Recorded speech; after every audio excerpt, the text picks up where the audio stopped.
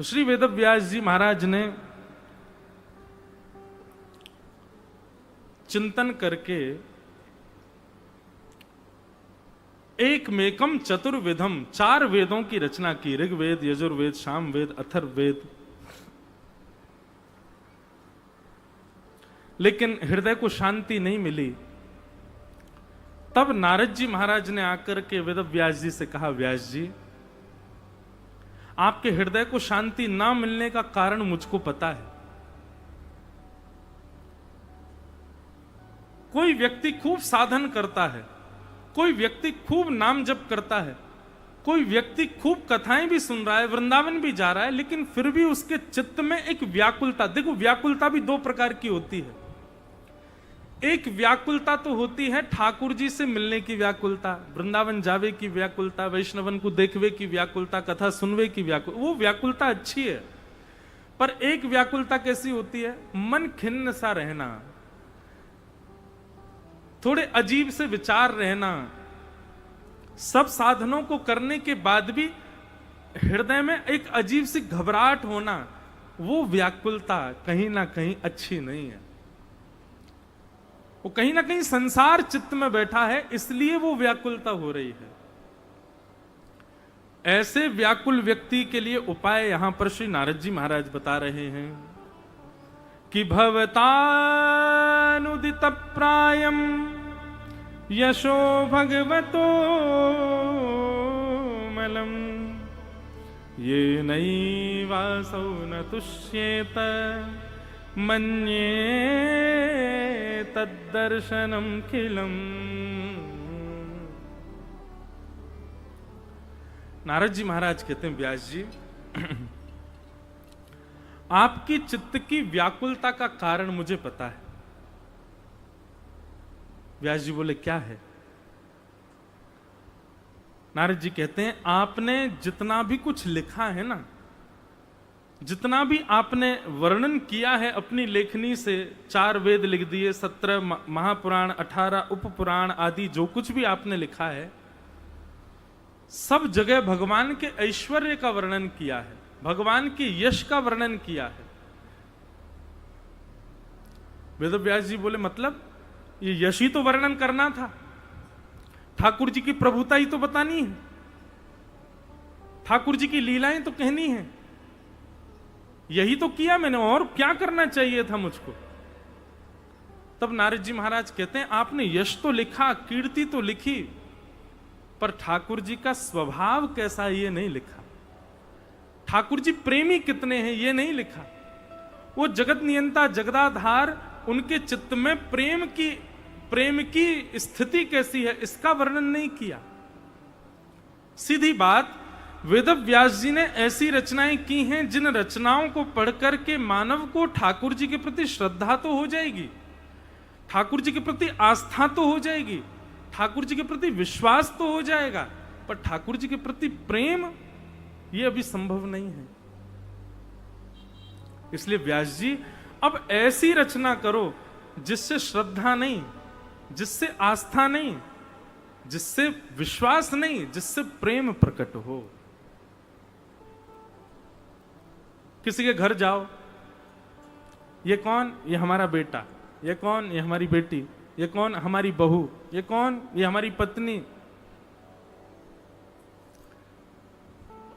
सबके प्रति हमारा भाव रखता है। इसका मतलब क्या है? माम काह, ये मेरापन हमने अपनों के लिए रखा है।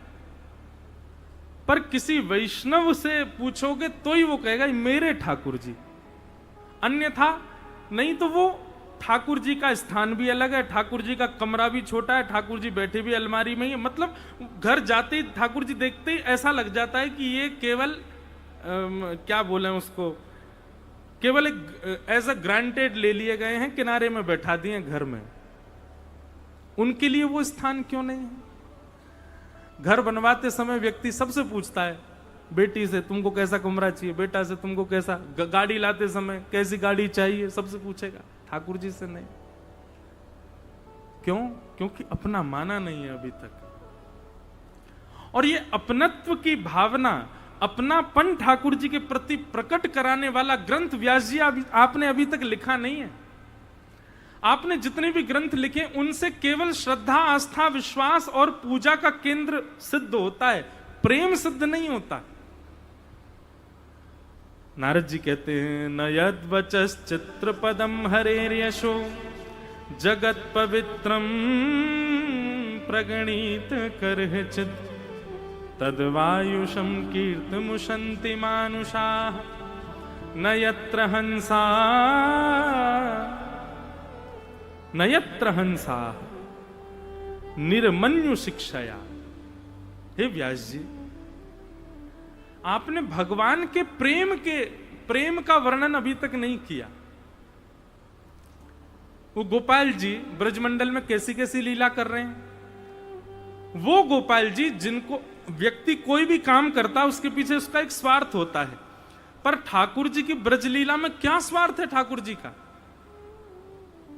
अरे गोपी नेक मक्खन निकाल के ठाकुर जी को लोभ दे दे, लाला खाएगो, और ठाकुर जी चौकड़ी मार के भारते हैं उसके यहां।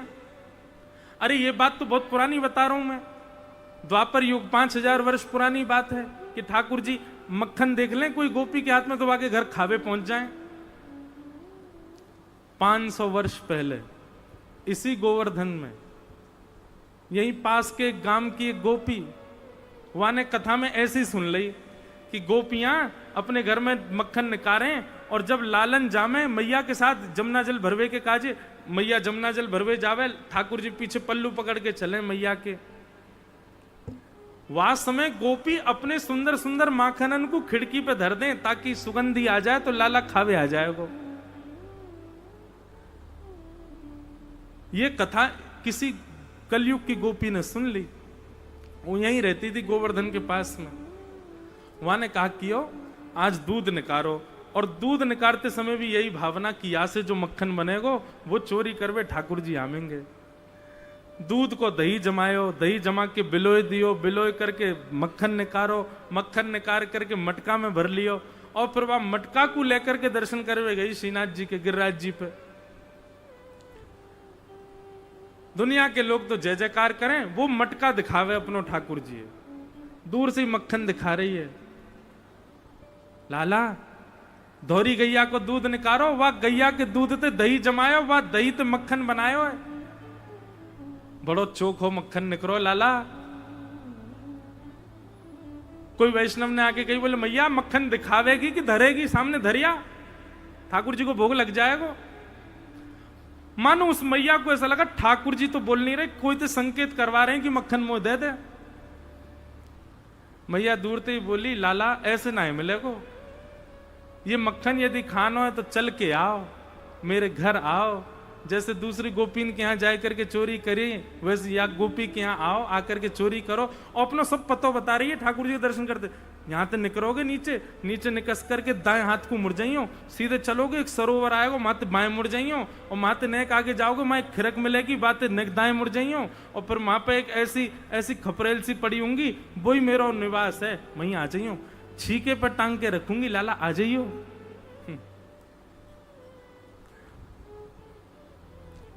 जाते जाते बार बार ठाकुर जी को तिरछी नजर से देख के जा रही, लाला आवेगो ना? ठाकुर जी नहीं आए। दूसरे दिन ने फिर मक्खन निकालो, मक्खन निकाल के फिर पहुंच गई, फिर लाला को लोभ बताने लगी, फिर ते बोली आज घर मेरा दूर है, भूल गए होगो बेचारो, फिर ते बताया आई, बोले ऐसे ऐसे करके आ जाइयो लाला। ठाकुर जी फिर नहीं आए। तीसरे दिन तो गुस्सा में पहुंच गई, और गुस्सा में जाके बोली, लाला मुझे तो ऐसा लगे तेरो बल खत्म है गयो दिखे, द्वापर में बलवान हो, द्वापरन में गोपीन के घर में चलो जायो कर, तो अब लाला तुम्हें बल ना है बच्चों, यही मारे तू मेरे घर ना आ पारो। आज और प्रतीक्षा करूंगी लाला, यदि तू आयो तो मानूंगी कि हाँ तू ही नंद नंदन है, और नहीं आ पाया तो मैं मान जाऊंगी नंद नंदन तो द्वापर में चलो गयो। ठाकुर जी को चैलेंज कर गई। शाम का समय हुआ, कुम्मनदास जी कीर्तन गाने आए। ठाकुर जी के मुख पर सुस्ती दिखाई दे रही है। कुम्मनदास जी बोले, जय जय कहाँ गए हो, आज बड़े सुस्त से लग रहे हो। बोले आज बात ही ऐसी है गई है। बोले क्या बात है गई? बोले गोपी आई, वो आके मुंह को रोज प्रलोभन दे जाए, दूर से मक्खन दिखा के मेरे मुंह में लार टपका जाए, और मेरे मुंह पे पूरा ऐसे चुचान लगे, मेरा तो मन करे मैं बात छीन के खा जाऊं, लेकिन कहा करूं, कलयुग के मारे रुक जाऊं। कलयुग में भैया मैं तो अर्चक के अधीन हूं, मैं तो कहीं जा ना सकूं, अर्चक जो देगो वो पाऊंगो। लेकिन वाह गोपी ने आज आकर के मुंह से यूं कही है कि लाला तुम्हें बल ना है, जय मारे ना यारो। ए कुंभना, कुंभनदास जी बोले हाँ कछु कर भैया। बोले बताओ बात, जाके मक्खन लिया। बोले ना ऐसे ना है खानो, अब खानो तो वैसे ही है जैसे द्वापर में खाए हो। भाई के घर जाऊंगा, घर जाके चोरी करके खाऊंगा। कुंभनदास जी बोले जय जय, मुंह में तो डंडा पड़ेंगे मैं तो सह लूंगा, लेकिन तुम में यदि पड़गो तो फिर अगले दिन पद बना के गानो पड़ेगो, गिरधर में पड़े डंडा आज हरी। और जय जय अगर आप में डंडा पड़ गए तो क्या होएगो? अरे ठाकुर जी बोले कोई डंडा ना पड़ेंगे। अरे द्वापर में कोई गोपी पकड़ना है पाई मोए, ये तो कलयुग की बात है। कुंभनदास जी बोले बूढ़ो बड़ो शरीर है महाराज मेरो, मैं कैसे आपको लेके जाऊंगा? ये सब शयन से पहले चर्चा हो रही है, शयन आरती होने वाली है श्रीनाथ जी की, उससे पहले चर्चा हो रही है कुंभनदास जी की और ठाकुर जी की। बंधु मुझे पता नहीं क्यों लगता आज भी ठाकुर जी चर्चा तो करते हैं, राधा रमन जी की हम तो दर्शन करते हैं, पर हम में से किसी से वो चर्चा भी करते हैं। श्री बिहारी जी के हम तो दर्शन करते हैं, पर बिहारी जी चर्चा, हमारे पूज्य श्री रसिक बाबा महाराज, रसिका पागल बाबा, ये दर्शन थोड़ी करते, ये चर्चा करते ठाकुर जी थे। ये जब बिहारी जी के मंदिर में जायो करते, हमने तो बहुत पुरानी बात सुनी है, जब बिहारी जी में इतनी भीड़ ना होती, बाबा पीछे सिड्डीन में खड़े होकर के पद सुनायो करते। ये दर्शन ना करते, ये तो चर्चा करते बिहारी जी थे। हम चर्चा ना कर पाए, हम तो बस दर्शन करें। हमें तो होड़ लगी है, अरे जाकी कौनी आ गई, अरे भैया सिर नीचे कर अपना दिखना रहे ठाकुर जी। हम तो होड़ में लगे, हम दर्शन के अधिकारी, हम चर्चा थोड़ी करें ठाकुर जी थे। कुंभनदास जी से ठाकुर जी कह रहे हैं, ए कुंभना सुन मेरी बात। बोले हाँ। गुसाई जी शयन आरती करके मुंह को सेज पे पौड़ा के चले जाएंगे, मंदिर बंद कर जाएंगे। बोले ठीक है, फिर बाकी कछु देर बाद पीछे खिड़की में आ जाइयो, मैं अपने गर्भगृह से बाहर आ जाऊंगा, तेरे संग चलूंगा, भाई गोपी के यहाँ चोरी करके आएंगे। कुंभनदास जी बोले जय जय मत करो ऐसा। बोले तू कछु मत करियो, मैं हूं ना तेरे संग, सब बढ़िया होएगा।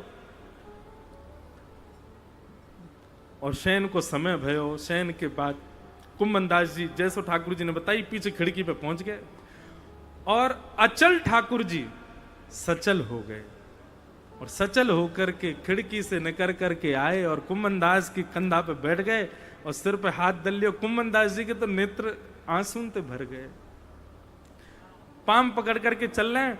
अब ठाकुर जी वाकू मार्ग बता रहे, बोले सुन यहां ते दाएं मुड़ जा, सीधो चलो चल, एक कुंड आवेगो बात बाएं मुड़ जाइयो। कुंभनदास जी बोले तुम्हें कैसे पता? बोले बताई के गई मुझे सब कह के गई कि ऐसे ऐसे मेरो घर है, आ जाइयो लाला। कुंभनदास जी को अब तक तो ये सुख मिल रहा था कि मैं कितना सौभाग्यशाली कि ठाकुर जी मेरे संग लीला कर रहे हैं, पर अब उनके चित्त में आ रहा है कि वो गोपी कितनी सौभाग्यशाली है, जाको घर ठाकुर जी ने याद कर लियो है।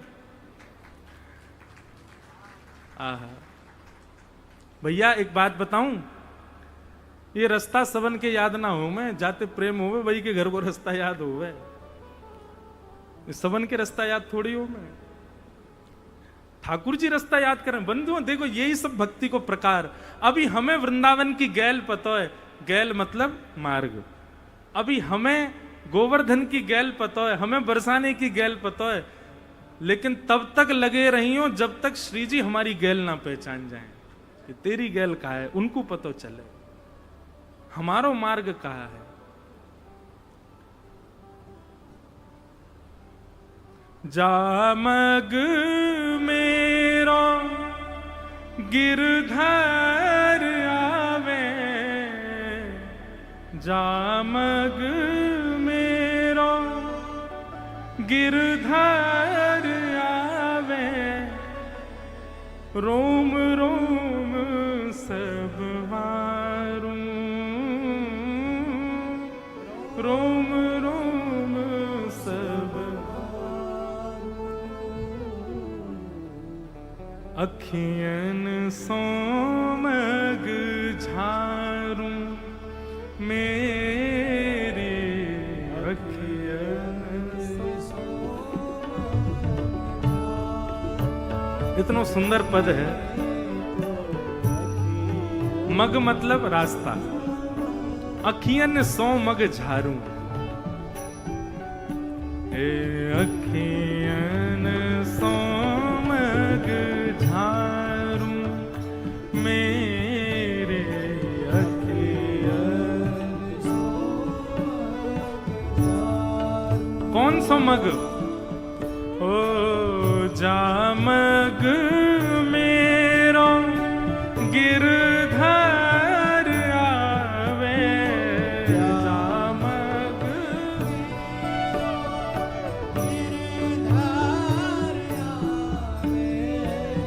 जामग मेरो प्रियतम आवे, जामग मेरो हे रोम रोम सब वारूं मैं तो रोम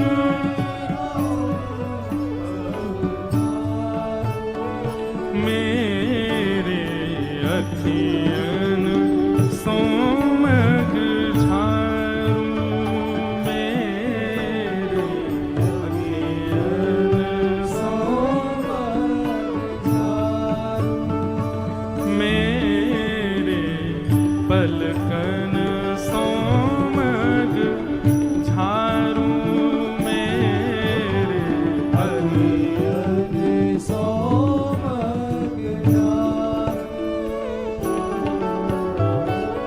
सेज सवारूं चमर डोराऊं, सेज सवारूं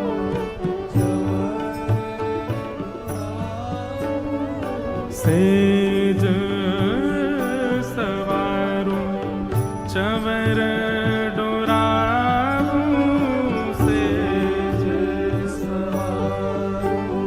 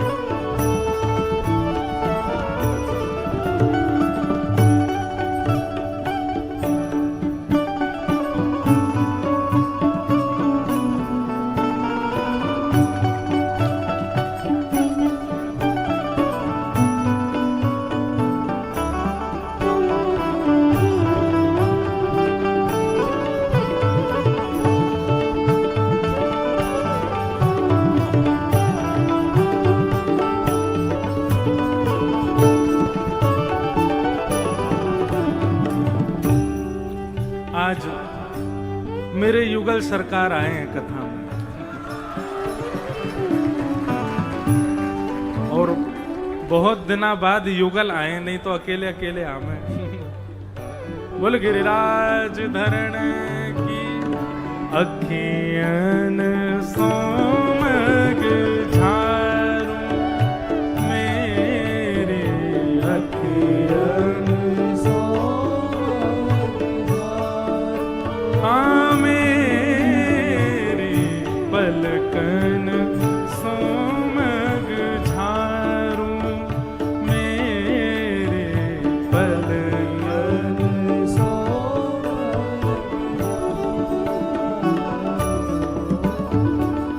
चवर डोराऊं सेज सवारूं, चवर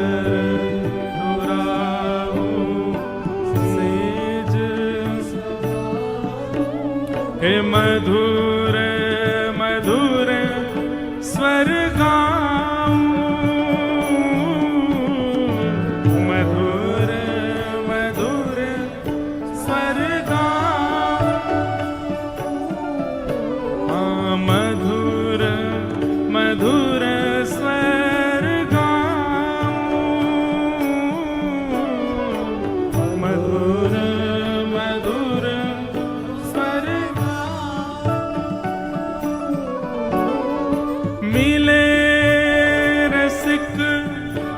प्रीतम जो मोहे मिले रसिक, प्रीतम जो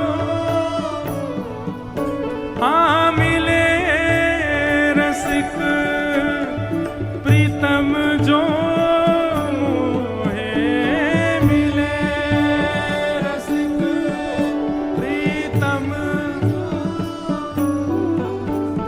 हाँ हंस हंस कंठ लगाऊं मैं तो, हंस हंस मेरे पलकन सोमग झारूं, मेरे पलकन सोमग हाँ मेरे पलकन सोमग झारूं, मेरे पलकन जामग मेरो गिरधर आवे, जामग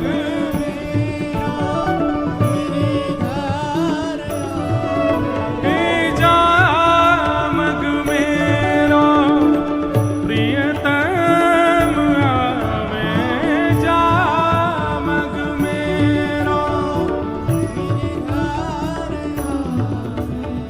तन मन जो बनवारूं मैं तो, तन मन जो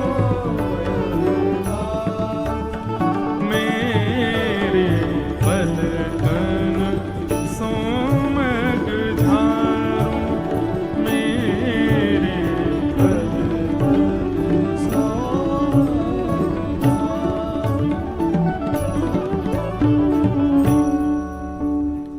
बोल गिरधर लाल की जय।